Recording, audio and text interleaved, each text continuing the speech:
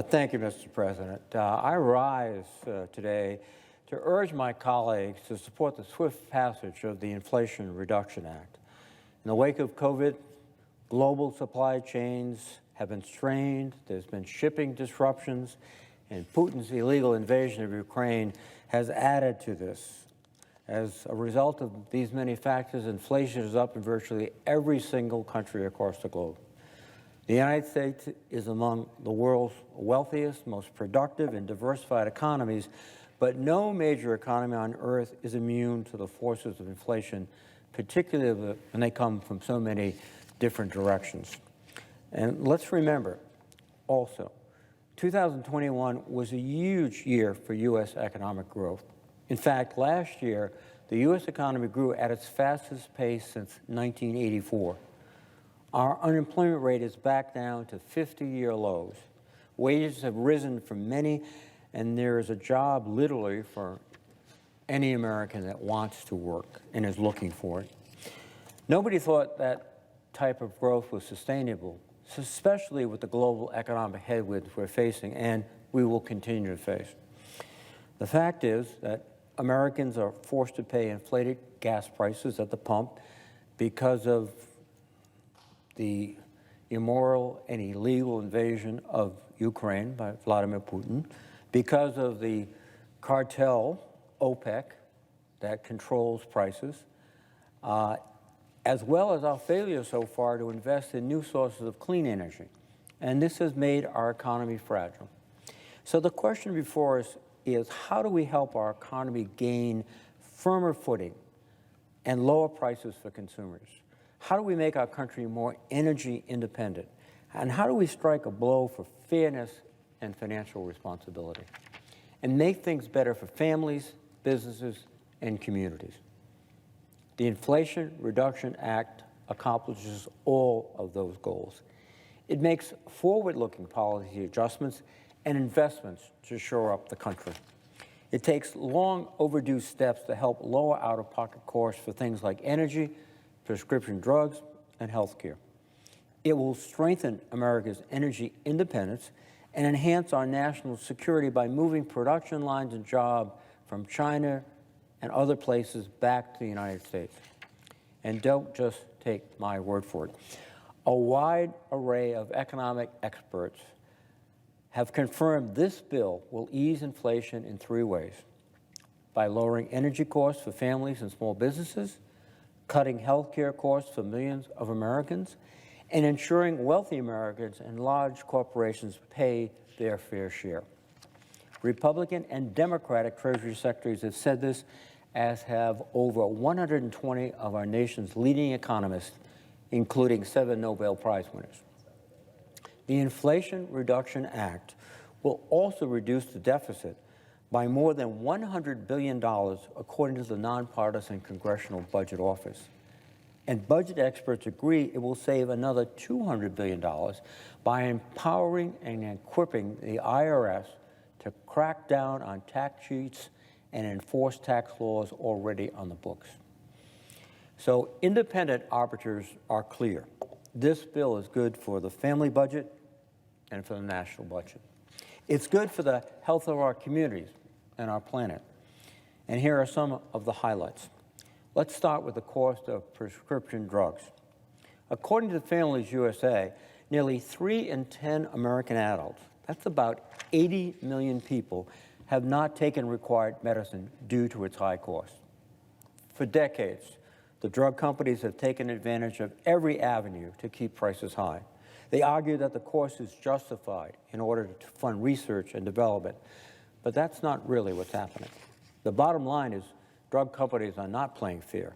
In fact, they're charging inflated prices even on old medications, insulin being the classic example. Developed more than 100 years ago, the developers basically made their product available to everyone. They didn't insist upon patent protections, et cetera, and the price of insulin, a 100-year-old drug, has gone up dramatically. The Inflation Reduction Act will put the brakes on that type of profiteering. Under this bill, the government will finally be allowed to directly negotiate lower drug prices for Medicare. And I'm fighting to include, as I mentioned before about insulin, a $35 cap on insulin costs for millions and millions of Americans in this bill. And I must applaud Senator Warnock for his leadership on this effort.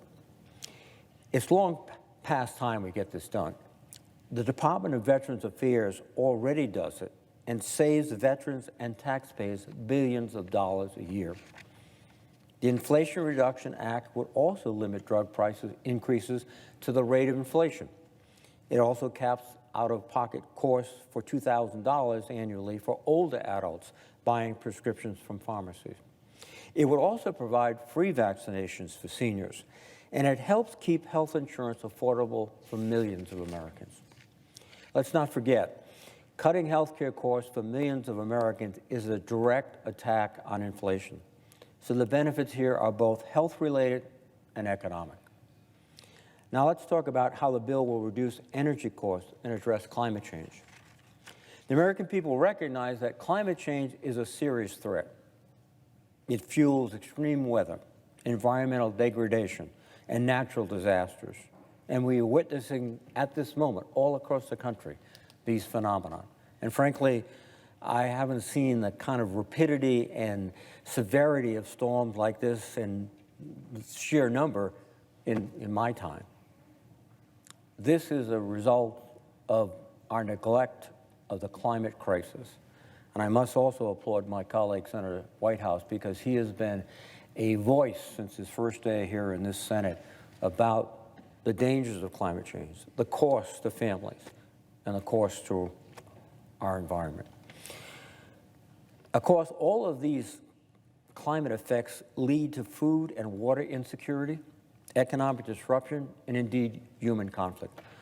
One of the areas which is most concern to our Defense Department officials is the follow-on effects of famine and disruption of economies. It usually creates a whole generation of young people without any gainful employment, but with access to weapons, which means instability and violence, and that threatens the whole world and eventually threatens us. Just this week, we had a hearing in the Banking Committee on the economic cost of climate change. One witness cited a particularly eye-popping statistics from OMB that a lack of action on climate change costs the federal government up to $2 trillion per year. That's $2 trillion with a T. So the cost of our efforts to reduce this will be more than exceeded, according to this number, by the benefits. And good economic analysis suggests when you have a proposal which benefits far outweigh costs, that's something good to pursue. The Inflation Reduction Act stops kicking the can down the road and takes urgent, overdue action to confront climate change and economic challenges head on. I don't have to remind anyone here. We've been talking about climate change for years and years and years. Now we have a real opportunity to take positive steps. And if we don't, what we see now is upsetting, to say the least, but it's accelerating. You can sense that with the economic crises and the environmental crises we see all about us. Now, this legislation will invest $369 billion in affordable clean energy, energy security, and initiatives to keep and help combat climate change and make America more energy independent. We have a very good example up in Rhode Island. We have the first offshore wind field in the United States off of Block Island. It has been built, so they provided up to 300 workers, union workers, mostly with good jobs. It will continue to help employ people as it's maintained. It's provided us with the whole region with an example of where to go. And now you have significant wind fields, wind farms that are being proposed in federal waters off Massachusetts and off Long Island. It'll bring energy without pollution. And that's something that'll benefit all Americans, both in their pocketbook and in their well-being. This is really a historic investment we're talking about. and the savings will pay off for families and the planet month after month, year after year. It's something that we owe the next generation, because right now we're prepared to hand off to the sons and daughters and grandsons and granddaughters a world that is environmentally challenged, to say the least. And they'll look back on us and said, you had an opportunity and you failed. We cannot fail. Now, a report by a nonprofit group, Rewiring America, found that the tax incentives included as part of the $369 billion dedicated climate initiatives in the bill would save the average household $1,800 per year on energy costs.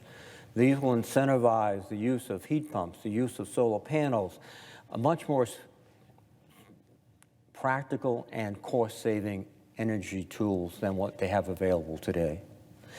The Inflation Reduction Act sets up America also to out-innovate and out-compete other countries, and strengthens domestic clean energy manufacturing and reinforces our supply chains, making America more energy independent and self-reliant. I want to make the important point that under the Budget Act, this bill must be paid for. And rather than cut Medicare and Social Security or some other issue that my colleagues on the other side, many of them, like to suggest, this bill strikes a blow for fairness when it comes to our tax code. It sends a signal to the middle class that those who wish to avoid taxes will no longer be able to easily evade taxes, because we are enforcing the audit and the enforcement mechanism of the IRS so that the law will be followed more scrupulously. And that will result in benefits to us. It sends a signal to working families that the 150 most profitable companies will pay a minimum of tax of 15% rather than 0%, as is sometimes the case. And it's not fair for a multi-billion-dollar company to use the tax system to avoid any payments, while a truck driver, a custodian, is paying 20% of their income perhaps, or even more. It sends a signal that private equity and hedge fund managers who claim their income is carried interest will have to step up and pay more. Indeed, as the President stressed, this is focused so that no one making under $400,000 as a family will see their taxes go up. That's what the President promised, and that's what this legislation will deliver. So no one should be out making a claim that this hurts the middle class and the tax cuts are going to be paid by them.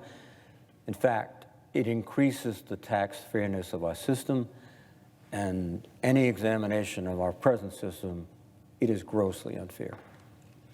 I'll end with the words of those 5 former Treasury Secretaries, including one appointed by former President George W. Bush, who all agree that the Inflation Reduction Act will, in their words, I quote, help increase American competitiveness, address our climate crisis, lower costs for families, and fight inflation, and should be passed immediately by Congress.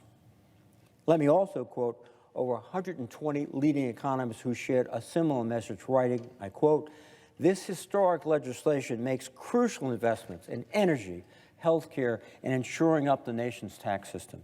These investments will fight inflation and lower costs for American families while setting the stage for strong, stable, and broadly shared long-term economic growth. This isn't a partisan issue for economists, and it shouldn't be a partisan issue in Congress. But the bottom line, Mr. President, is Congress has an opportunity to help lower prices for consumers, and invest in scalable new energy technologies and solutions that will strengthen our economy and make the U.S. and the planet more secure, more prosperous, and more resilient. We must seize the moment. The time to act is now.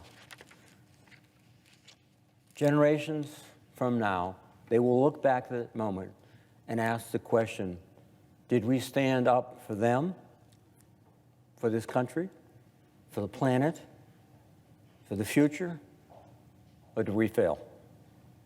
I urge us all to stand up and succeed. And with that, Mr. President, I yield.